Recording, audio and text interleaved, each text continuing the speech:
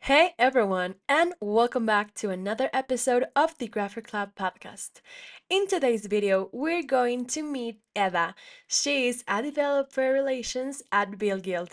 I don't think you want to miss her story, so stay tuned in this one.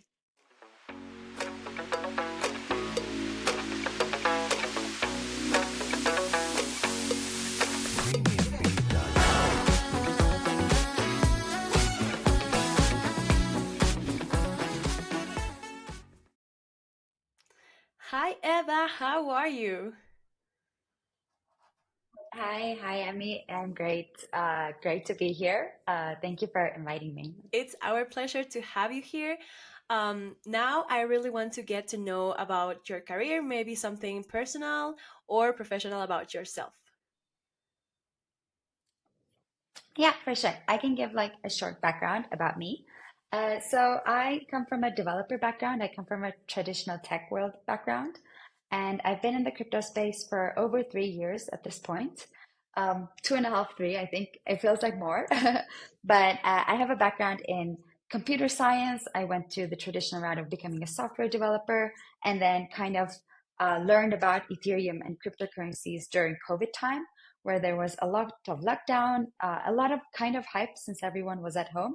And I just had like a lot of time to research what it was. And I started my own blog where I was just writing and testing stuff. And then I met a lot of really cool people, found interesting projects. And then it kind of was my segue into the sector full time. And since that time, I've been part of Buidl Guild for over, I think, also 2 years. And I work on developer education with a small team. It's amazing. I really got the chance to see many people that were driving themselves into crypto and Web3 in pandemic. So it's very cool that we have all the same story or a similar story by the way. So I want to know about your career in Web3. Can you tell us a little bit about your career path leading up to your role at Bill Guild? Yes, of course. So my career path to Web3 was my first job in Web3 was at the Helium Foundation, where I was working more on like community, like both developer community and the technical community. It made really sense for me, and I do like it made really sense for me because I come from the networking world as well. So I was specifically working at the networking world on, making network diagrams for different organizations. So I had like insights into how the networking space worked, how, for example, like randomly how the IoT frequency bands were, because that was like my day to day back in my networking job. And then I met the team at Helium, and that was my first role. So that's kind of how I got started. I was there for almost like 7, 8 months. And then I went to my first hackathon at ETH New York.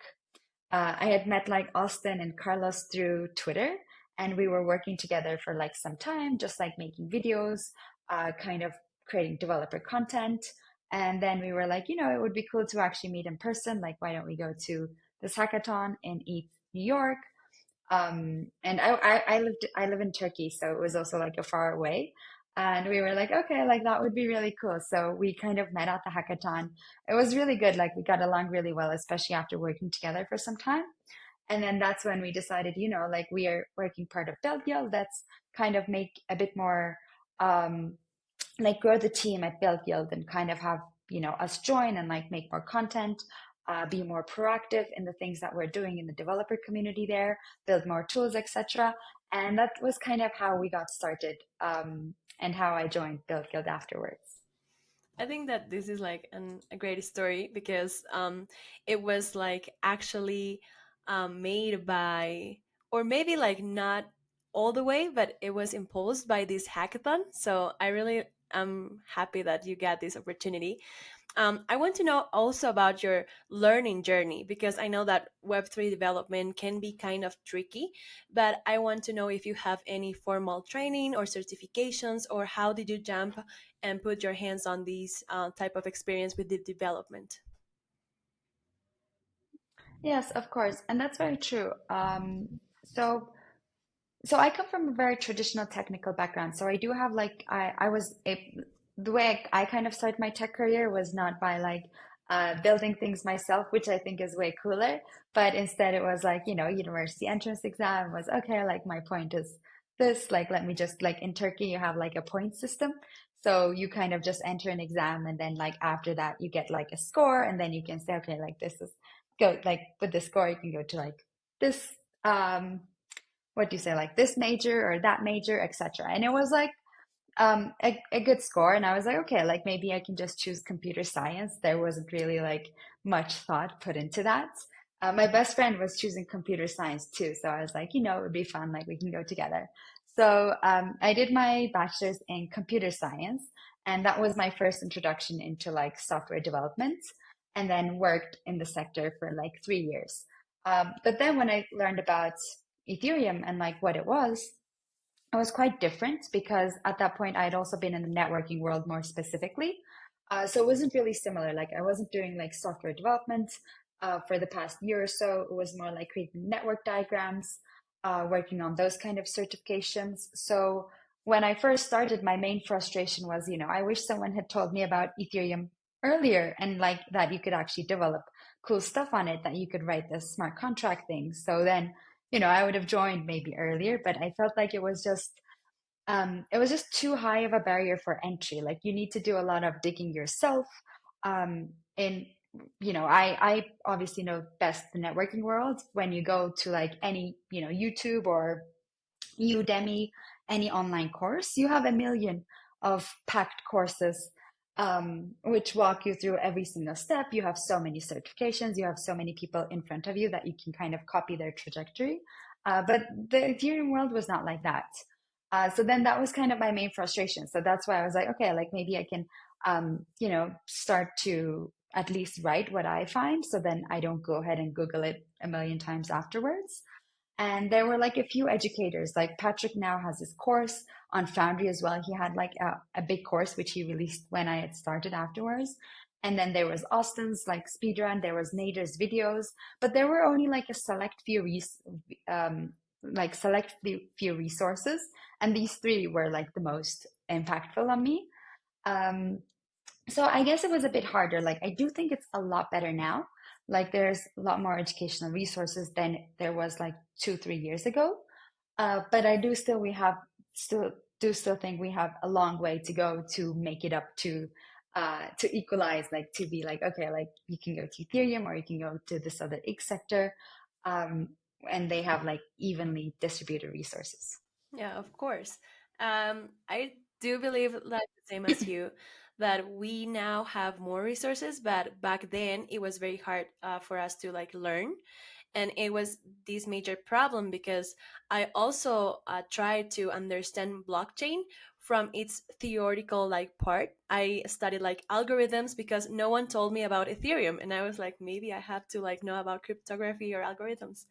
So right now I'm really like glad that there are people like you that does this type of things, that write about code, or is like something that maybe you can like drive them along with you to this journey. So I think that's amazing. Now I want to see like what is your work that you do at Buidl Guild, if you can provide us with more information about what does it do and what is your role there and what is up with Buidl Guild as a whole. Yes, for sure. I can try to give my short and very unorganized introduction. So, Build Guild is, I would describe it as like a developer organization where we build different tools and resources for the Ethereum ecosystem. So, there's a large community, and there's a few projects which people work on together. And then the way you kind of get in is the first step, actually, even going behind, is you kind of complete Speedrun Ethereum. Speedrunethereum.com, it has like a few challenges for you to kind of learn about Web3 development. So, like, let's say you're a developer, you're like, okay, Ethereum is cool. I kind of learned about it. Now, let me actually go and build some tools. So then you go ahead to like speedrunethereum.com. You do the challenges, like there's like a dice challenge where you learn about randomness. There's like a challenge where you build like a staking app, and then you learn about what a staking app even is and how you can use it. There's a few other challenges which kind of teach you um, like what you can use Ethereum for rather than just like a database. And then you're like, okay, like this is really interesting. Now I want to build more tools. I want to contribute to the ecosystem. What do I do? And that's where Build Guild comes in, actually. So you've completed, you have like a bit of understanding of how speedrun Ethereum and the challenges work. And then basically coming into Build Guild, like we're looking for developers who want to like build different tools either by themselves or the tools that we have in the community as well. And for that, we also provide like some kind of grants and incentives for developers to actually be able to, spend a good amount of time for this as well. Because I feel like, you dedicate a lot of time and you contribute back. So it's always good to have like some monetary incentives as well. So that's kind of what we do is we give developers like small incentives, small grants to build different tools. And like Build Guild is also like a grant funded organization. So we have different grants coming to us and we distribute those grants to different players in the different like developers in the ecosystem. And yeah, that's kind of how Build Guild is. And my role specifically is again working on like some of the programs we have. So that's like the grant program. We have like a batches program as well. So after someone completes speedrun Ethereum, now instead of directly joining, we're trying to like have a batches program where we teach people how to contribute to open source projects as well. Because that's one thing which we were seeing is people coming in, like they have like a good understanding of the development, but contributing to open source also requires like some different, I guess it's best to say like GitHub skills. So that you need to like create a good PR, you need to know how that works, you need to know how to collaborate, how to like assign an issue, like how to open new issues, etc.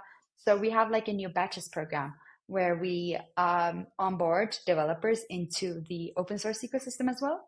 So that's like one thing we're working on. And yeah, I guess it's like everything under developer education and content is what I specifically do. And we are a small team, so there's like everyone doing a lot of different stuff in their plate as well. But any kind of, yeah, developer outreach, content, I guess that would be um, kind of my role, and then generally the Build Guild's job as well. That's really cool. I want to know like a little bit of maybe a curious, I don't know, like question. What is the percentage of women that are developing tools with Bill Guild? Like, do you have some percentage, or do you see that they're like a lot more than what you thought it would be, or how is the proportion like of that specific part? Yeah, that's a really good question. And unfortunately, I don't have any statistics to provide. Okay. Build Guild, like we also have like anonymous people. So we don't know like real name, only alias, for example. I would say like generally from my take is we could definitely do like a better job on having more female participants as well. Like I don't think we're like at a stage where it's near to equal, of course. And I think there's a lot of way to go. But looking back from 2 years, I definitely do see like a bit of progress since we've been working more, like making it more um, like both a bigger organization, but also like a more welcoming organization for every person. Um, and yeah, I think there's like more to work on, like getting more females into the group as well. However, yeah, I unfortunately like don't really have any statistics to share with you at the moment. No, no, it's okay. It's okay. It was just my like I don't know. I was wondering that, but I know that the proportion is not that equal. So that's on the only thing that I want to highlight because I think that you coming up into this interview and being with the technical background will make an impact and inspire more women that are really want to pursue this path. So I think that's really good to like for you to see and for you to like showcase yourself as a women leader in these technical stuff. So I think that that's pretty good. So now I think I really want to ask what is the most exciting part about working in Web3? Like, I really want to know, like, how do you feel that Web3 differs from all the other industries? Yeah, of course. I really do like this question. And to your point about women, there's like definitely a lot more work to do. And it's great to be working on like a field where you can, focus on these and like, point out like some stuff where it's like, this is actually like really bad. And then like coming in from like a female perspective and show that. And then people kind of be like, oh, like I never realized that, which is completely fair to say, but without having like, representation from like different people, it's kind of hard to realize yourself.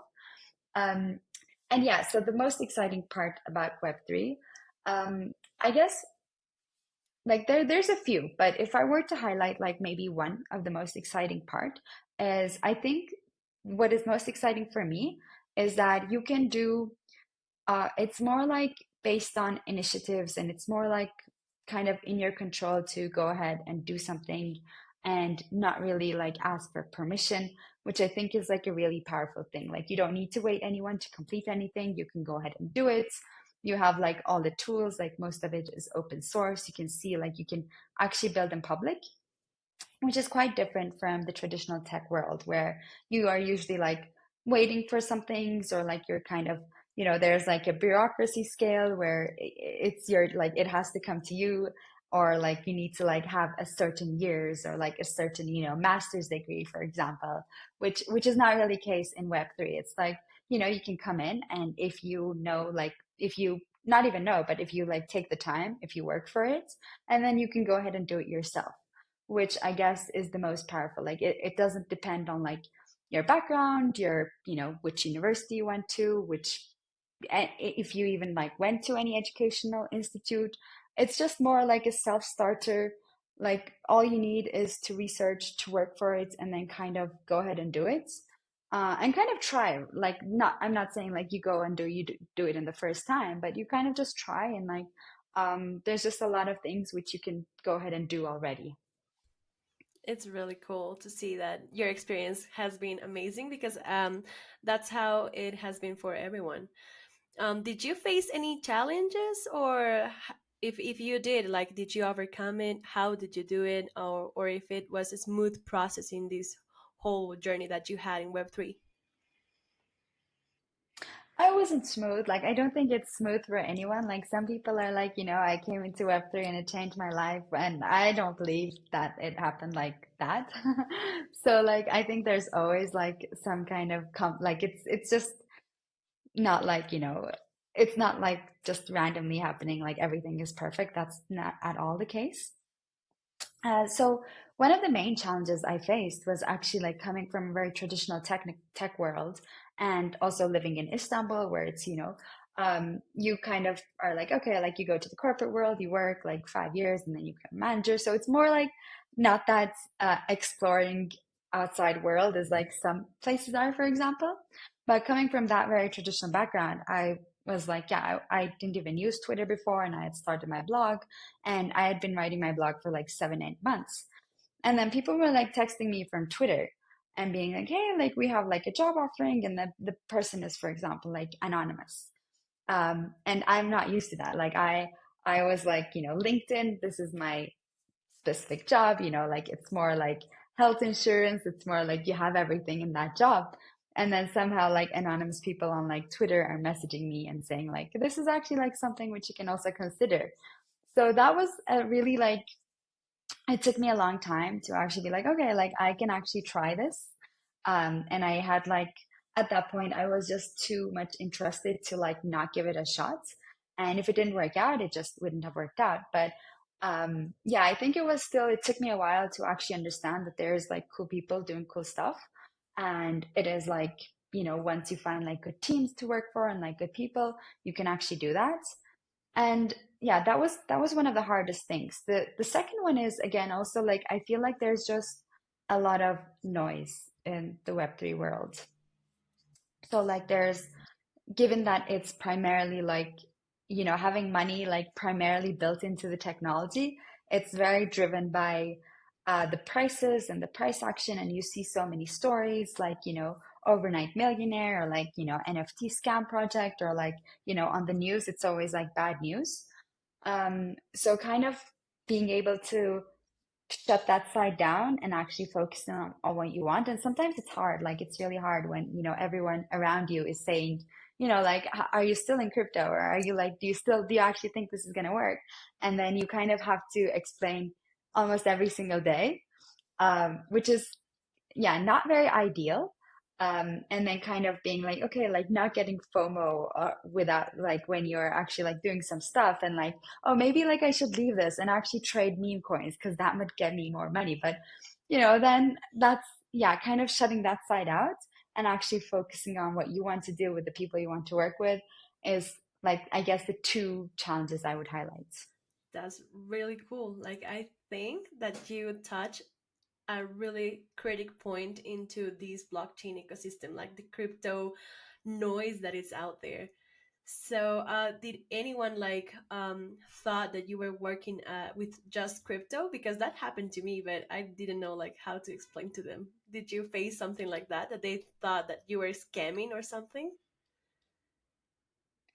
I think most people at like, yeah, I think it took like a really long time for some of my close friends and family to actually understand the like what I'm working on like Ethereum. Like they were really willing. Like I do want to say that. Like a lot of people in my close circle were okay, like actually like researching, reading, and like maybe like aware that I was writing blogs, like not necessarily reading them, but like aware that I was doing like some of my things. But that's true. Like it's like, okay, like there's Ethereum, there's Bitcoin, like, Eda works in crypto is like, or like blockchain or crypto is kind of, I guess, the main understanding in my close circle. Hmm. And for example, like I've been again in this sector for like 3 months and not 3 months, sorry, 3 years. So I've been doing it for a really long time. And then in ETH Istanbul, so I was also at ETH Istanbul a few months ago, November 2023. And I had like a few close friends in Istanbul. So I was like, why don't you guys come as well? Like I've been talking about this for 2 years. And then they came and then they listened to like a few talks. And then after that evening, like we were talking and they were like, oh, like I think I kind of understand like what Ethereum is now. And I was happy that they were like a bit more understanding, but I was also kind of sad because I've been talking about it for almost 2 years at that point. So I do feel like some stuff, it's hard to explain, or, for other people to grasp as well when like the sector is kind of like wild with the ups and downs and like the news every day. But yeah, so I think it does happen. Like sometimes I just say like I work in tech. So if it's not like a close thing, like because when you say crypto, then the person's like, oh, like which crypto should I buy? And I'm like, I don't know. So then like I defaulted to saying like I work in tech. Yeah, I think that's the best and the smartest choice. And how do you feel like the community in Turkey? Like, is there like a community of Web3 like that you see that it's powerful or that it needs to be more developed? Yeah, I've been trying to understand that for a very, very long time. Like until ETH Istanbul, to be honest, I thought it was mainly traders. Mm. Because Turkey has a huge cryptocurrency user profile. There is, I think it's like it's in the top 10 countries of MetaMask users as well. So it is like a very large population as well, but like top 10, like it's actually like a very, very big group which uses MetaMask. And I think that it's mainly traders. I mean, it is mainly traders. Also because, well, the Turkish lira is very volatile. We've been having the exchange rate crisis, like a lot of economic problems in the last like 4 or 5 years. So that obviously has some um, probably people like are kind of betting on crypto to be like, maybe I can like turn this into like millions, which is a big bet. But yeah, so there's like a huge people which do use crypto for trading or like buying, selling, etc. But then actually at ETH Istanbul, I saw that there was way more developers than I realized. The university clubs are very effective in doing that. There's like a few university clubs like ITU, YTU, and Boğaziçi. Like these university clubs have been like in most events around the world, like also winning like different, hackathons, etc. And at ETH Istanbul, for example, we had like a 1 day event, which was called ETH Day in Turkish. And that was just for like Turkish people to come. And I think there was like almost 2,000, 3,000 tickets which were sold, and like half the people did show up, which was way more than we imagined. And yeah, that was like really nice to see like a lot of university students coming into it, like a lot of outreach of these university clubs. And now like we actually have like 3, 4 different projects which are emerging, like GetClave, like they're building like a wallet. And then there's like another Chainway team, which are building like on Bitcoin, like they're building like a roll up on Bitcoin. So there are like a few teams which are really working, and like they're like stellar people, like most like great developers, great teams working on these tools. So that's really nice to see that, it's not just the cryptocurrency traders, but there's like really a good community from different university clubs, from different startups, etc., building in the space. Oh, that's super cool to hear that there is actually a potential big community in Turkey. I really love to like see the people there when I was in Istanbul as well. I think that you are all very gentle with the foreigners, so I really got the best experience there. Now going back to like the gender, I really want to see like your perspective on what steps do you believe are necessary to encourage more women to pursue careers in Web3, and how can we make them feel empowered to participate fully in this industry?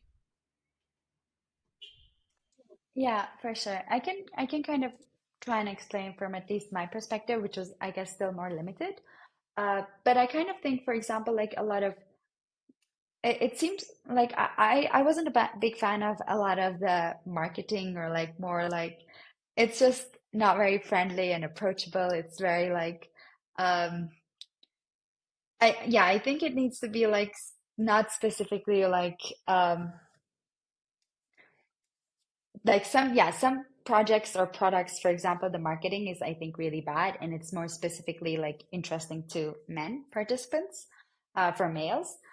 So I think it's better to have it like, approachable for everyone, like actually make like, not like, let's go take over the world, or like, or a lot of videos you see are only like male people. A lot of developers you see, like especially in the front, are mostly male, for example. I think, yeah, it's good to like see some more female representation, and then be like, oh, okay, like this is not just a sector full of males, although it is like predominantly males. That's true for the general tech sector.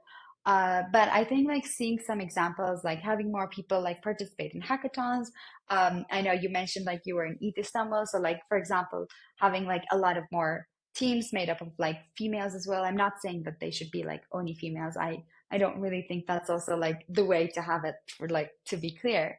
But I think to kind of have more female people participate, um, kind of show that there are actually females like doing this stuff, um, is, in my opinion, like one of the ways to kind of go about it, to change the marketing, to make it more friendly, more approachable, and to show that there are actually like females, instead of having like a yeah, there's so many like great males, which I look up to a lot, but also kind of having more females in different roles, which can kind of showcase that the sector is actually full of great smart women as well.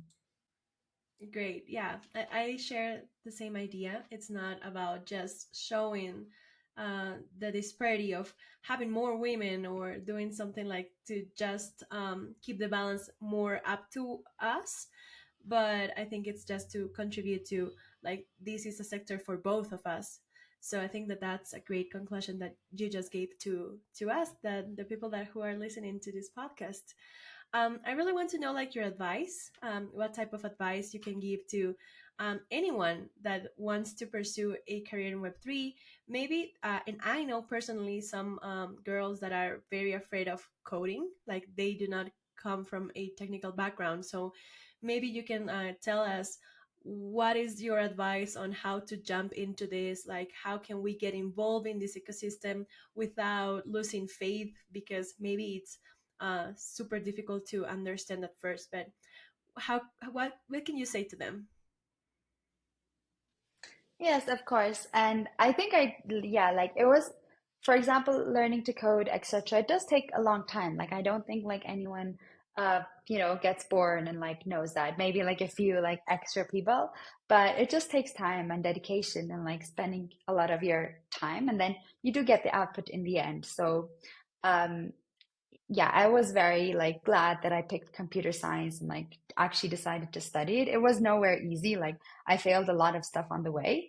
But then you kind of just try again. And yeah, I think females are more inclined to be like having imposter syndrome a lot more. And I do for sure, like a lot of the time too. But then actually, it's kind of okay. Like I feel like especially with technical stuff, people like to explain it really technically and as if it's very hard. But then when you go ahead and actually like look into it, it's not that hard. So, or it's just not as explained as complicated. Or especially when it's English and when your main language is not English and the person is using like all these long words, which I don't know, like my main language is not English, but like it's just you can use simple words to explain it. So I feel like people generally like to overcomplicate, and especially engineers, they're like, I spend a lot of time learning this, so I'm gonna like make it look harder than it is, or like use these complicated words. So that's one thing which I do want to point out specifically on the tech side. So just because like people use big words and like seem to make it complicated, it's actually not that complicated. And that was like my main thesis coming in and the reason to start my blog. I think simple is golden, and I wish everyone would use like the simple language. But yeah, of course, like there's really hard research problems people are working on. But I think like the way that's communicated is just plus 10, especially if English is not your main language. So I don't mean to like undermine the work that they're doing, but I just think there's any like miscommunication between like what the technical people are doing and then, what someone who's potentially going to be interested in work on that to understand and actually do that. So yeah, I just want to point that out. And I guess for advice is also, yeah, the main advice I would give was by, and this was like, I, I have not been great at applying it, but I think I'm doing a bit more okay, is that by default, the answer is already no. So like if you don't try, like it's as if you tried and you got a no.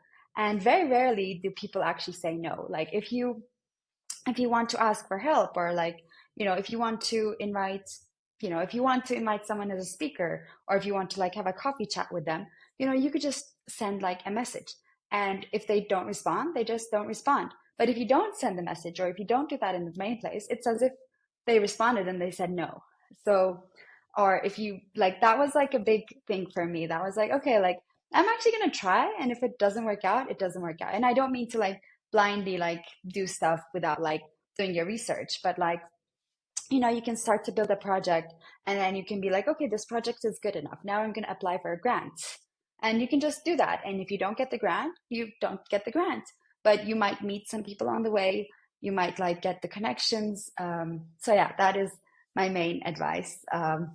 I shy away from giving advice because I feel like it's also good to like listen to your instinct and be like shut down, especially like people working in Web3 do that a lot, because you probably get a lot of people saying like, don't change sectors, like what are you doing in crypto? So I always say like, okay, like I take all those input, but take your own decision in the end. Like don't listen to like everything. But still, yeah, this is one thing which actually like I apply day to day, like by default, no. Oh, that's really cool.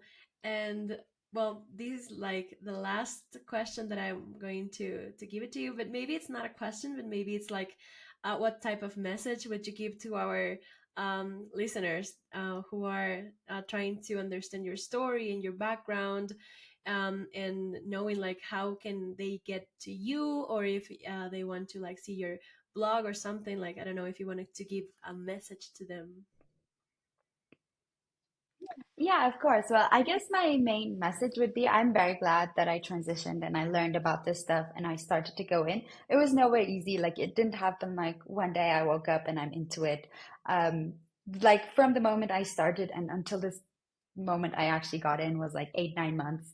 And that was just even considering to move full time. So it takes time, like it takes like a lot of work. It's, mostly weekends, you just wake up and you do the work that you need to do to actually learn it. But yeah, it doesn't happen overnight. I don't think it happened overnight. But once you actually do it, and if you're interested, like it was one of the best decisions that I made to kind of change my career path and be like, oh, okay, like there's actually this, like not even startup world, which would also be like a breakthrough for me going from very traditional world, but also this Web3 sector. And yeah, I would highly just suggest look into it. If you're interested, research more, read more, reach out to people. Like people are really kind, and go to hackathons too if you can. There are like a lot, like that was kind of how I changed my career too. was actually like going to hackathon and an ETH Global Hackathon at ETH New York. So yeah, if you can, like there's many different meetups, hackathons around the world. That would be like one thing which I feel like I keep repeating like a broken record, but that is also my main message. Yay, go to. And you can always reach out to me as well, or like I think anyone in the sector. Like I love to always chat with people, meet new people, and kind of hear about them, answer any questions or concerns they have to the best of my knowledge again. But yeah, the people are really friendly here. Yes, thank you so much. Of course, we're going to put your link to your social media accounts on our Twitter and on our YouTube channel. And of course, we're going to put your blog and every contact information that you can give to us. But it was really lovely to have you here. I have to tell you the truth. You are the loveliest person that I've met so far.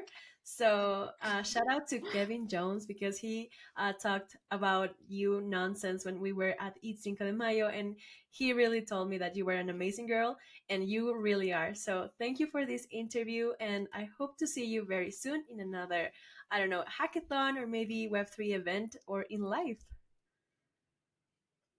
I hope so. And yes, Kevin, shutterblock.eth is great. Like I met him at events too. So it's very nice. Yes, we met like in quite a few ETH global events around the Oh, world. He was in Istanbul too yeah. recently. But yeah, I'm very glad to have met you and thank you so much for having me on. It's been great. Thank you. Thank you so much, Eda. And don't forget to like this tweet or YouTube channel, and I will see you in the next one. Thank you and bye. Bye, everyone. Thank you so much for watching another episode with us and the GrapHER Club podcast. Don't forget that we are here to empower and inspire more women into Web3. Don't forget also to like, subscribe, retweet, or even share for us to get more people interested in this podcast. We have a special POAP for you with a secret phrase that will come up in your screen right now. I hope you have a good day. I'll see you in the next one. Thank you and bye bye.